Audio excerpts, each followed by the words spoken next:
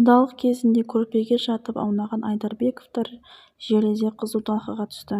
Әлеуметтік желіде Гүлзира мен Нұртас Айдарбековтердің құдалық кезінде көрпе жамылып жатқан видеосы тарап елді қызу талқыға тудырды.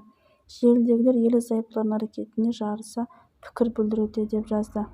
Қайрат Нұртастың анасының құдалықтағы видеосы TikTok желісінде жарияланды. Бейнежазбада олардың құдаларға арналған ақ көрпеге жатып аунағанын көруге болады. Ерлі-зайыптының әрекеті желіде бірден қызу талқыға түсті. Оқырмандардың бірі оларды сынап жатса, енді бірі олардың үнемі көңілді жүретініне тәнті болған. Не салт шығарып алған? Осындай салтты естімеппін. Қазақтардың шығармайтыны жоқ. Сондай тамаша жұп, әрқашан осылай қуанып жүре беріңіздер. Қарапайым жандар. Еш жалғандық жоқ. Бақыт деген осы.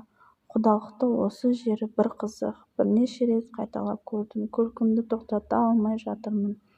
Құдалықтарыңыз 1000 жылдық болсын деп жазуда желіде қолдаушылар.